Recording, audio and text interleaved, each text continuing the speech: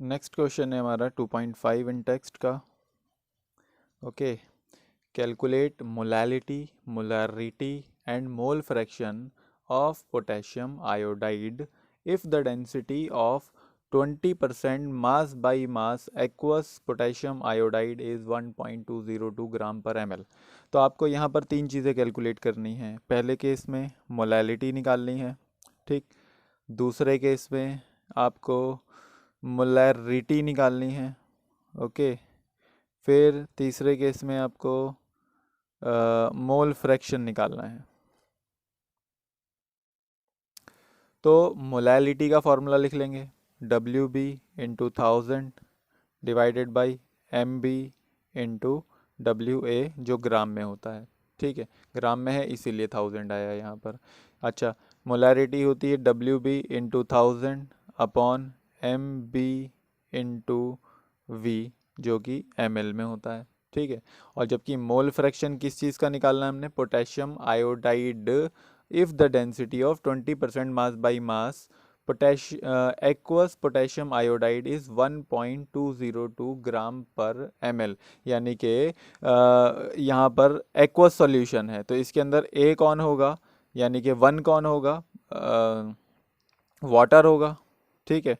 और बी कौन होगा यहाँ पर आपका, it will be potassium iodide, ठीक है। तो आपको मोल फ्रैक्शन ऑफ बी निकालना है, तो mole fraction of B will be N B upon N A plus N B, okay. तो यहाँ पर आपको ये इतनी सारा डाटा चाहिए, बस एक स्टेटमेंट दे रखी है आपको, क्या, 20% W by W aqueous solution of potassium iodide, potassium iodide का एक्वस सोल्यूशन है यहाँ पर, ठीक है। तो W बाई डब्ल्यू दे रखा है 20% है, तो 20% इज इक्वल्स टू 20/100, और W बाई डब्ल्यू में ऊपर भी मास और नीचे भी मास, ऊपर सॉल्यूट का मास होता है और नीचे टोटल सॉल्यूशन का मास होता है, ठीक है। तो यहाँ आप देखेंगे कि डब्ल्यू बी जो हो जाएगा वो 20 ग्राम हो जाएगा और कैपिटल डब्ल्यू वो 100 ग्राम हो जाएगा। इन दोनों से हमें पता चलेगा कि जो डब्ल्यू ए निकला that will be 80 gram, okay, simple सी बात है। तो यहाँ से आपको ये डाटा पता चल गया तो आपका ए पार्ट निकल जाएगा इजीली। मोलैलिटी, मोलैलिटी को स्मॉल m से डिनोट करते हैं, दैट इज़ डब्ल्यू बी की वैल्यू 20 ग्राम है into 1000 divided by M B जो है यहाँ पर वो पोटेशियम आयोडाइड है।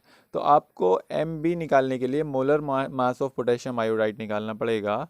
M B is equals to, potassium का एटॉमिक मास होता है 39 और आयोडीन का होता है 127, तो इट विल बी 166 ग्राम पर मोल, ठीक है।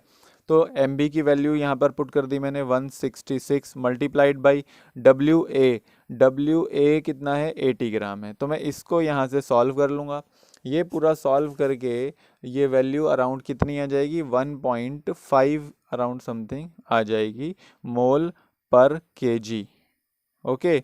या फिर दूसरी यूनिट इसकी क्या होती है 1.5 मोलल, ओके। तो ये फर्स्ट पार्ट कंप्लीट हो गया आपका। सेकंड पार्ट में इन्होंने पता किया मोलैरिटी, तो मोलैरिटी के अंदर आपको वॉल्यूम का पता होना चाहिए। अब यहाँ पे वॉल्यूम तो गिवन नहीं है, ठीक है, बट यहाँ इन्होंने एक और डाटा दिया हुआ है कि इस सॉल्यूशन की density, if the density of this aqueous potassium iodide solution is 1.202 ग्राम पर ml।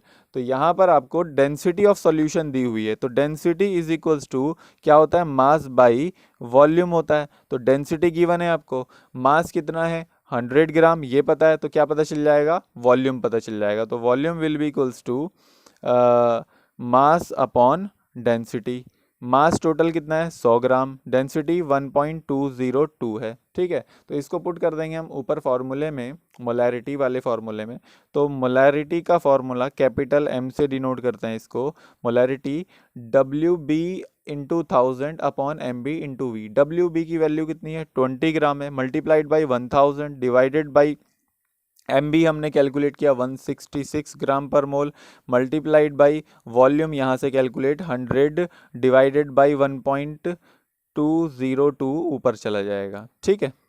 इसको टोटल कैलकुलेट कर लेंगे आप, तो ये कैलकुलेट करके लगभग कितना आएगा 1.44 मोलर आ जाएगा इसकी वैल्यू कैलकुलेट करके। ओके, फिर हमारा थर्ड पार्ट आ जाता है, मोल फ्रैक्शन निकालना है हमको, मोल फ्रैक्शन ऑफ सॉल्यूट। ठीक है, तो इसके लिए N B upon N A upon plus N B चाहिए। तो यहाँ पर हमको दो डाटा चाहिए, एन बी चाहिए और एन ए चाहिए। N B is equals to molar mass, given mass upon molar mass. ठीक है, गिवन मास भी बी का होगा और मोलर मास भी बी का होगा। Given mass B, W B हमने कैलकुलेट किया कितना 20 डिवाइडेड बाई मोलर मास इसका 166 होता है। इसी तरह से मैं एन ए कैलकुलेट कर लूँगा, that will be W A upon M A. W A जो यहाँ पर हमारे पास है वो कितना है 80 ग्राम है, ये 80 हो गया। अच्छा, ए कौन है यहाँ पर, वाटर है, एक्वस सॉल्यूशन है, तो वाटर का मोलर मास 18 होता है। ठीक है, तो इन दोनों का आप कैलकुलेट कर लेंगे, तो ये कैलकुलेट करके 4.44 आ जाएगा और ये कैलकुलेट करके 0.12 आ जाएगा। ठीक है, अच्छा ये क्योंकि नंबर ऑफ मोल्स की बात हो रही है तो यहाँ पर हम यूनिट लिख देंगे, मोल और मोल। ठीक है, अब सिंपल है, इसके अंदर हम मोल फ्रैक्शन वाले फॉर्मूले में एन ए और एन बी की वैल्यू पुट कर देंगे। आपको मोल फ्रैक्शन ऑफ बी निकालना है, तो mole fraction of B is equals to N B upon N A plus N B. N B की वैल्यू 0.12 है, एन ए की वैल्यू 4.44 है, प्लस 0.12, ये कैलकुलेट करके 0.026 आ जाएगा। मोल फ्रैक्शन की कोई यूनिट नहीं होती है। ओके, तो यहाँ से आपका मोल फ्रैक्शन ऑफ पोटेशियम आयोडाइड निकल जाएगा। लेकिन अगर आपको कोई अगर बोल दे कि मोल फ्रैक्शन ऑफ ए भी निकालना है तो इजी है वो, मैंने आपको बताया कि मोल फ्रैक्शन ऑफ ए निकालना है तो 1 minus mole fraction of B, 1 minus 0.026 और ये कैलकुलेट करके 0.974 कैलकुलेट हो जाएगा यूनिट लेस।